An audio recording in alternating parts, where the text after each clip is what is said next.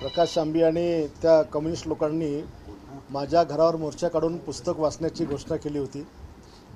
मी तर आधी पण सांगितलं की छत्रपती शिवाजी महाराजांचा सन्मानपूर्वक उल्लेख जर करत असतील तर माझ्या घरात पण पुस्तक वाचण्याला मला काही अडचण नाही। परंतु आम्ही इथे कार्यक्रम आयोजित केला होता। शिवरायांचं पूजन आणि महाआरती, पोलिसांनी आमचा कार्यक्रमाला परवानगी नाकारली।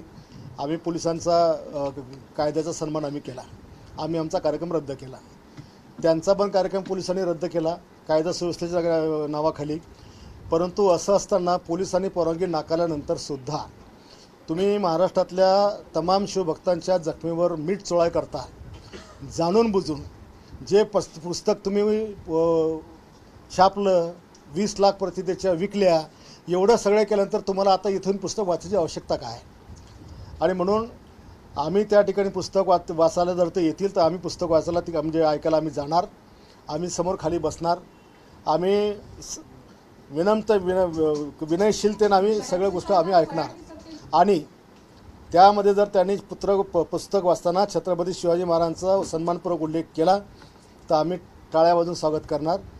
पण जर का एकेरी भाषेत आमच्या सगळ्यांच्या जखमीवर मीठ चोळायचा प्रयत्न महाराष्ट्रातल्या तमाम शिवभक्तांच्या जर केला, मग मात्र त्या ठिकाणी जर शिवभक्तांच्या भावना अनावर झाल्या तर याची जबाबदारी सगळी त्या आयोजकाची किंवा त्या पुस्तक वाचणाऱ्याची राहील।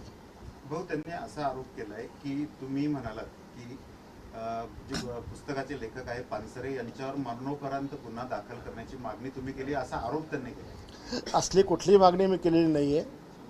कुठल्याही प्रकारची मागणीसुद्धा मी केलेली नाही आहे, लेखी केली नाही किंवा कुठल्या मीडियावर पण केलेली नाही आहे।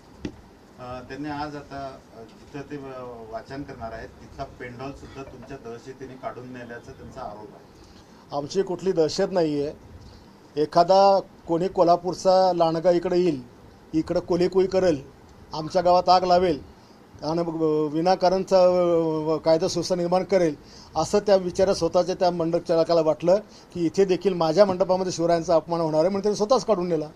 त्याला सांगायची काय गरज आहे? भाऊ, सत्ता तुमची आहे, तुम्ही वेगळ्या पद्धतीने ही मागणी करू शकली असते। सत्ता तुमची आहे, तुम्ही वेगळ्या पद्धतीने ही मागणी करू शकली असते ना। तू जरा पत्रकार कच्च्या डोळ्याचा आणि कच्च्या कानाचा आहे। 3 अधिवेशनामध्ये भाषणं आहेत माझे, प्रत्येक ठिकाणी मागणी केलेली आहे मी। शिवाजीचा छत्रपती शिवाजी म्हणजे शिक्षण संस्था, शिवाजी शिक्षण संस्थेचं नाव बदलावं, राज्यामध्ये कोणत्याही संस्थेला नाव देताना छत्रपती शिवाजी महाराज हेच नाव द्यावं, अशा मीच नाही अनेक आमदारांनी मागण्या केलेल्या आहेत। प्रशांत आंबीवर गुन्हा दाखल करण्याची मागणी करण्यात आली। हो, आमच्या लोकांनी त्याच्यावर देखील गुन्हा हे करायची मागणी केली आहे। तमाम महाराष्ट्रातल्या सगळ्या लोकांचा शिवभक्तांचा अपमान झालेला आहे आणि म्हणून त्याच्यामुळे राज्यात कायदा सुव्यवस्था निर्माण होत आहेत, म्हणून त्याच्यावरही 505(ब) गुन्हा दाखल झाला पाहिजे भावना भडकवल्याचा। या पुढील भूमिका आपली काय असणार? आम्ही त्यांच्या मंडपात जाऊन पुस्तकाचं वाचन करणार। तुम्ही स्वतः येणार तिथे? हो, मी स्वतः जाणार। मी आमच्या सगळे शिवभक्त आम्ही सगळे जाणार। त्यांनी समजदारी दाखवली। घाईघाईमध्ये त्यांनी बोलले असतील ते।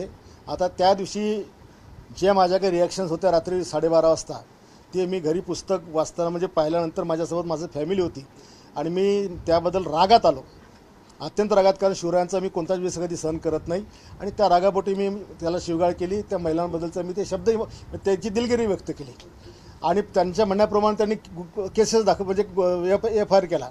आता ही नाटकं करण्याची आवश्यकता काय? आता हा तमाशा करायची गरज काय? आणि म्हणून या सगळ्या विषयाला छत्रपती शिवाजी महाराजांचा जो अपमान होतोय, मला राज्याचे मुख्यमंत्री महोदय आणि उपमुख्यमंत्री महोदयांचा देखील मेसेज मिळाला की ह्या पुस्तकाला 40 वर्ष झाले। अरे, आम्ही सरकारमध्ये आम्ही काम करताना आम्ही अनेक कायदे बदलले, अनेक पुस्तकातले धडे आपण बदलले, अनेक ठिकाणी नवा इतिहास घातला। मग सरकारनं पण हे 500 पुस्तकावर बंदी घालायला पाहिजे ना। त्या पुस्तकाची त्याच्याकडे RNIची परमिशन आहे, प्रेस काउन्सिल ऑफ इंडिया याची परवानगी त्याच्याकडे आहे, जिल्हाधिकाऱ्यांचा त्याच्याकडे परवानगी आहे, 20 लाख त्यांनी प्रति विकल्या याचा काही हिशोब आहे। कशाच्या आधारावर हे लेखक बनतात आणि प्रकाशक बनतात आणि अशा प्रकारे महाराजांचा इतिहास खोटा इतिहास लिहितात? काय याच्याकडे मान्यता काय आहे? हो, आज तुम्ही पुस्तक वाचनाला जाणार आहात। आंदोलकांनी जर आपल्या म्हणण्याप्रमाणे छत्रपतींचा उल्लेख हा आदरपूर्वक केला तर पुढची तुमची भूमिका काय? आम्ही टाळ्या वाजवून त्यांचं स्वागत करणार। त्यांनी जर छत्रपती शिवाजी महाराज ज्या 300-400 ठिकाणी शिवाजी शिवाजी शिवाजी असं म्हटलंय त्यांनी त्या प्रत्येक ठिकाणी छत्रपती शिवाजी महाराज म्हणावं. एका ठिकाणी तर त्यांनी औरंगजेब बादशाहजी म्हणलेलं आहे आणि इकडे शिवाजी म्हणलेलं आहे. म्हणजे यांना औरंगजेब बादशाहजी बादशाहला रिस्पेक्ट करतात पण आमच्या राजांना रिस्पेक्ट करत नाही. खरं तर तुमची ऑडिओ क्लिप व्हायरल झाल्यानंतर जे विरोधी पक्ष आहेत त्यांनी तुमच्यावरती टीका केली आहे. काँग्रेस पक्ष असेल किंवा राष्ट्रवादी असेल असं भारतमध्ये विरोधी पक्षांनी माझ्यावर टीका केली, आमच्या स्थानिकच्या काही विरोधकांनी टीका केली. विरोधकांना टीका करण्याचा पूर्णपणे अधिकार असतो, आम्ही हे नाकारत नाही. पण एकीकडे एखादा शब्द माझा चुकीचा निघाला त्याच्यावर टीका करता, पण एकीकडे महाराजांचा अपमान होतो त्याच्यावर बी बोला ना. त्याच्यावर कोण होऊन ज्या ज्या लोकांनी टीका केली यांची का तोडं शिवले होते का छत्रपती शिवाजी महाराजांचा तुमचा काही संबंध नाही आहे का? महाराज तुम्हाला मान्य नाही आहे? बोला ना त्याच्यावर. तो पार्ट संपला गुन्हे दाखल होण्याचा, माफी मागण्याचा. राहिला फक्त आता पार्ट शिवाजी महाराजांचा. मग हे बाकीचे बोलत का नाही? वडेट्टीवार म्हणतात संजूजी गंजू करतोय 10 बाप बिहार, तर मग काय गंजू करतील रे? काँग्रेस प्रदेशाध्यक्षांनी राज्यातील लोकांची माफी मागितली बुलढाणेकरांच्या वतीने. हा, काँग्रेस प्रदेशाध्यक्षांनी बुलढाणेकरांच्या वतीने राज्यातील जनतेची माफी मागितली. कशाबद्दल? तुम्ही जे शिवीगाळ करताय असे देताय त्याबद्दल त्यांनी माफी मागितली. अरे शिवी मी दिली, माफी मागितली, तो काय संबंध आहे?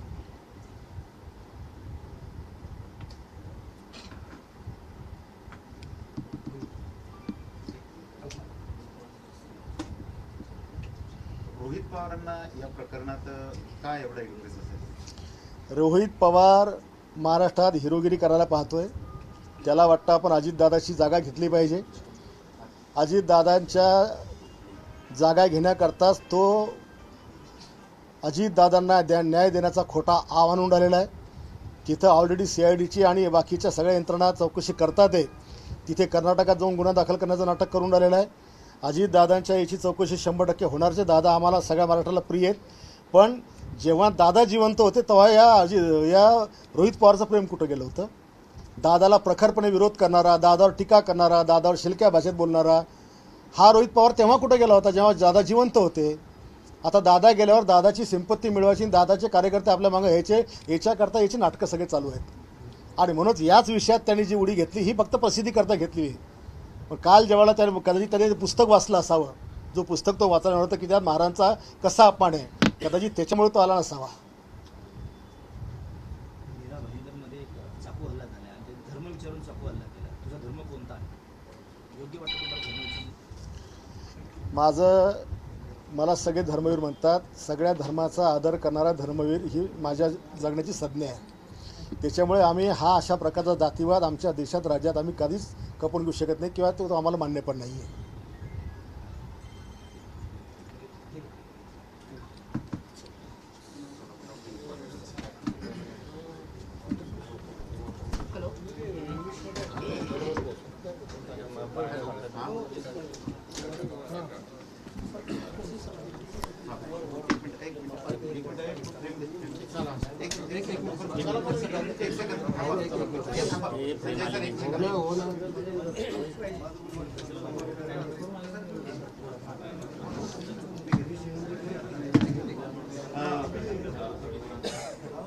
एक सेकंड.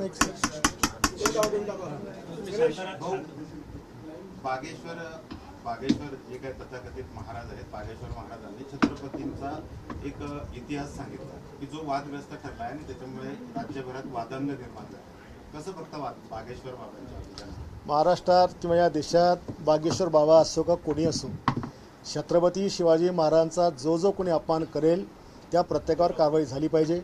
बाबासाहेबांचा अपमान करेल, महात्मा फुलेंचा करेल, ज्या ज्या महामानवांनी या राष्ट्राकरता आपलं रक्त वेचलं, आपलं त्यांनी काय म्हणतो आपण घाम गाळला आणि या देशातल्या जनतेला सहारा देण्याचा प्रयत्न केला, तर प्रत्येक महामानवाचा जर कोणी अपमान करेल तर त्याला कायदेशीर शिक्षा झालीच पाहिजे.